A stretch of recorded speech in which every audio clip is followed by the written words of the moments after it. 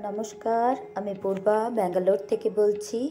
কাছে দূরে দেশ ও দেশের বাইরে যে যেখান থেকে আমার ভিডিওটি দেখছেন সকলকে আমার আন্তরিক শুভেচ্ছা। ব্যাঙ্গালোরে বাঙালি চ্যানেলে আপনাদের সকলকে আরও একবার স্বাগত। আজ আমি সরস্বতী মায়ের বন্দনা কিভাবে করলাম সেটা দেখাবো।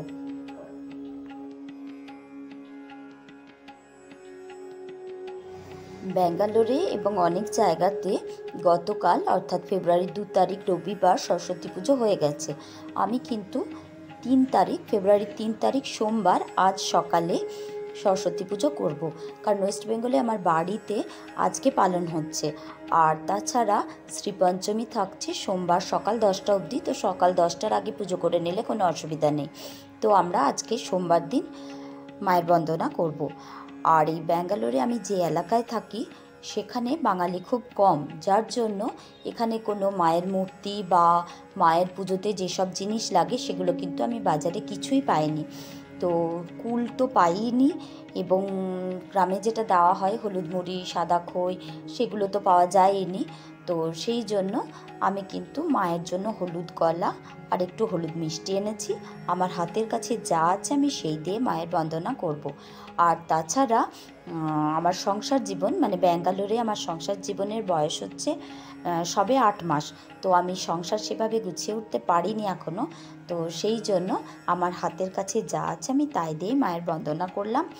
আমি একটা পিচবোর্ডের কার্ডবোর্ডগুলোর ওপরে একটা নতুন সাদা ট্রাভেল বিছিয়ে দিয়ে তার উপরে কিছু বই দিয়ে তারপর আলপনা এঁকে পুজো শুরু করব। এবং আলপনাটা আমি সাদা এবং হলুদের মধ্যে রেখেছি।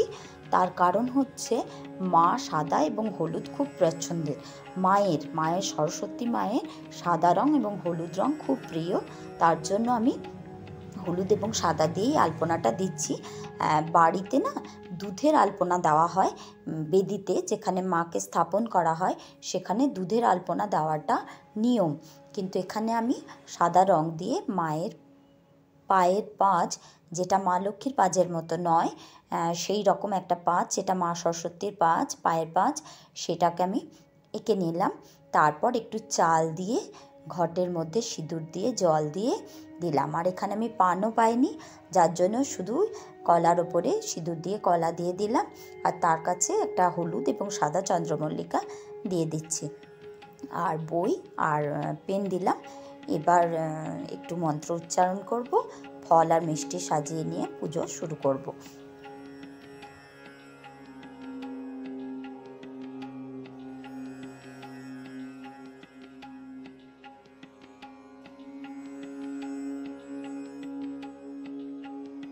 ফলগুলো আগেই ধোয়া ছিল, স্টিকারগুলোকে খুলে নিয়ে থালার মধ্যে দিয়ে দিচ্ছি।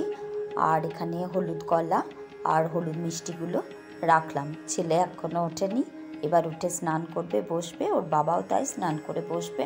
তো আমরা সবাই মিলে কিছু মন্ত্র উচ্চারণ করব, মায়ের প্রণাম মন্ত্র করব, করে মাকে ভক্তি ভরে আশীর্বাদ চাইব। ওই যে আমি বললাম না, মা সরস্বতীর পায়ের পাঁচ এঁকেছি, মা লক্ষ্মীর মতো নয়, মা সরস্বতীর পায়ের পাঁচ হচ্ছে আলাদা। এই পাঁচ কথার অর্থ হচ্ছে পদচিহ্ন। পাঁচ শব্দটা হচ্ছে গ্রাম্য শব্দ, গ্রাম্য ভাষা, আমি ওখানে ওটাই ব্যবহার করেছি। আসলে পাঁচ কথার অর্থ হচ্ছে পদচিহ্ন। তো মা সরস্বতীর পদচিহ্ন এবং মা লক্ষ্মীর পদচিহ্ন সম্পূর্ণ আলাদা। প্রিয়াংশু স্নান সেরে সুন্দরভাবে পাঞ্জাবি পরে বসে পড়েছে, আর ওদিকে আমাদের ক্যামেরাম্যান দাঁড়িয়ে আছে, অর্থাৎ ওর বসার জায়গা হয়নি, ওকে তো ভিডিও করতে হচ্ছে।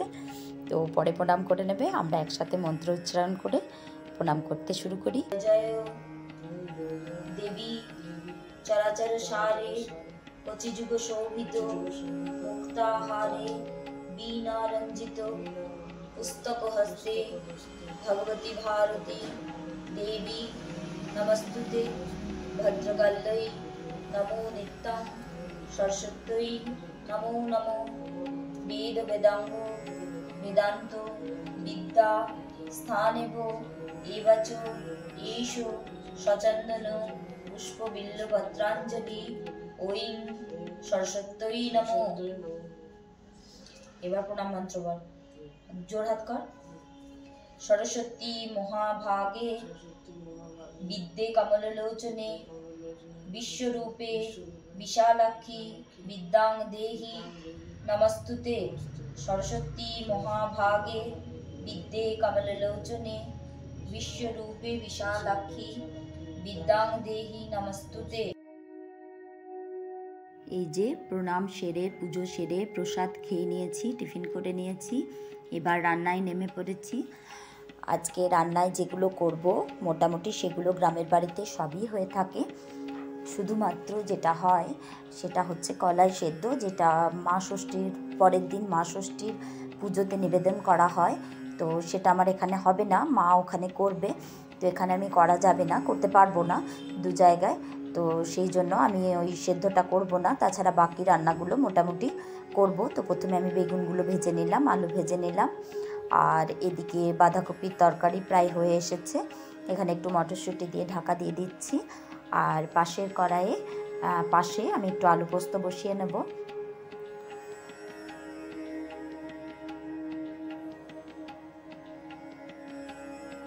এই যে পাশের কড়াই একটু তেল দিয়ে পাঁচফোড়ন দিয়েছি, দিয়ে আলুগুলোকে ভালো করে কষিয়ে নেব। কষিয়ে নেওয়ার পর একটু জল দিয়ে ঢাকা দিয়ে দেবো। আর এদিকে মিক্সিতে একটু কাঁচা লঙ্কা আর পোস্ত একসাথে বেটে রেখেছি, তখন সেটা মিক্সড করে নেব। তো এদিকে হতে থাক। আলু পোস্ত আর বাঁধাকপির তরকারি হয়ে গেছে, এবার আমি মাছগুলো ভেজে নিচ্ছি।